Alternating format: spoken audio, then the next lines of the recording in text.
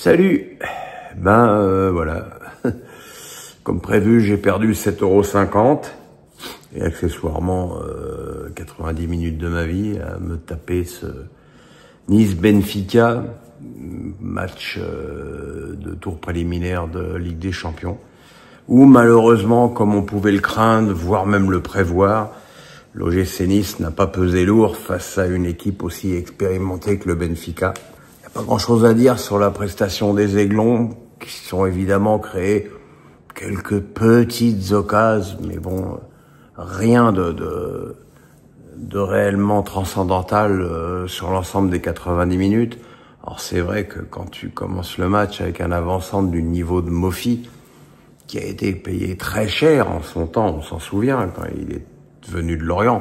Malheureusement, il s'est fait les croisés derrière et visiblement, il appartient à la catégorie de joueurs qui a beaucoup de mal à retrouver son niveau.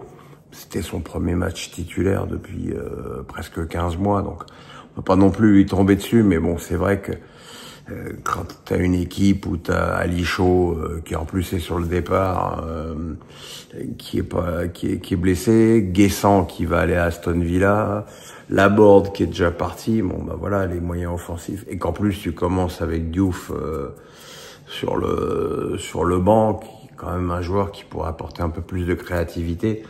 C'est sûr que tu commences le match avec un poids offensif très limité. Et puis bon, c'est vrai aussi que Benfica est une équipe qui est rompue à ce genre de match, même s'il y a eu beaucoup de changements chez les Lisboètes depuis la fin de la saison, voire même la Coupe du Monde des clubs, parce qu'il faut pas oublier qu'ils ont fait la Coupe du Monde des clubs et qu'il y avait peut-être un petit déficit de préparation en plus en faveur des Niçois. Mais bon, rien n'y a fait. La première mi-temps a été finalement digne d'un match de reprise entre les deux équipes, avec beaucoup d'imprécisions, notamment sur le plan technique, et pas suffisamment d'engagement sur le plan physique. Et puis le but d'Ivanovic en début de deuxième mi-temps a déjà considérablement compliqué la tâche des Niçois, avant que celui de Florentino Luis en fin de match d'un tir de 25 mètres sur lequel Evan Diouf, qui avait pourtant fait jusque-là un match solide dans le but niçois, mais là il est responsable sur ce but-là.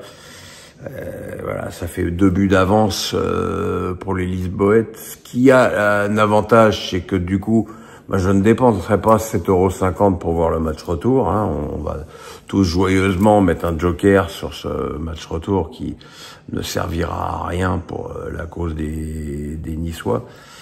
Et voilà, et ça fait un club de moins pour la France. Enfin bon, on va dire que je suis très pessimiste et que je fais comme s'ils n'avaient plus aucune chance au match retour. C'est vrai qu'ils en ont, ils ont quoi, 5% de chance de passer, et en plus derrière il faudra se taper encore un tour probablement contre Feyenoord, donc je vois vraiment pas les Niçois se sortir de ça. Et puis c'est normal parce que Nice est un club qui est laissé à l'abandon par Ineos, pas de recrutement, alors que à Manchester United, ils aimeraient beaucoup dépenser de l'argent, mais bizarrement, non, pas bizarrement, plus personne ne veut venir visiblement chez les Red Devils en ce moment. Donc la situation niçoise, elle est inquiétante, problématique, et pas forcément que pour ce tour de Coupe d'Europe, parce qu'il faudrait pas que la suite du parcours des Niçois, du coup, en Europa League, ressemble à celui de la saison dernière, où ils avaient quand même fini 35e sur 36, il faut le rappeler. Et puis un championnat où il faudra quand même essayer de faire bonne figure. Et c'est vrai que pour l'instant, on a du mal à imaginer cet effectif niçois jouer une place européenne la saison prochaine. En plus, ils ont perdu Sanson sur blessure, Dante qui avait fait une première mi-temps magnifique. Alors moi, j'adore Dante, c'est un mec formidable. Mais il y a quand même un problème qu'un mec de 41 ans domine à ce point-là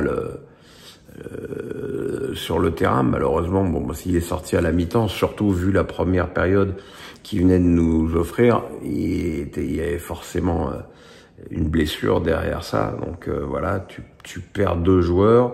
Il faudra voir si tu peux les récupérer pour le match retour, voire pour la reprise du championnat. Mais c'est sûr que, compte tenu de la pauvreté de l'effectif niçois, Sanson et Dante sont quand même des joueurs majeurs. Et voilà. Et c'est comme prévu, une triste et coûteuse soirée. Mais enfin, coûteuse. C'est jamais que 7,50 €, hein. C'est un demi-paquet de clopes. Bon, ceci dit, je fume pas, mais bon. Voilà, c'est pour replacer aussi les choses dans leur contexte. Voilà les amis, comme vous pouvez voir, la déco chez moi est toujours magnifique, des pots de peinture, la table basse qui va aller là-haut. Bon, qu'est-ce que vous voulez que je vous dise? Et là, encore, je vous ai épargné l'aspirateur. Voilà. Allez, le pouce, la cloche, on s'abonne. Bonne nuit. À très vite.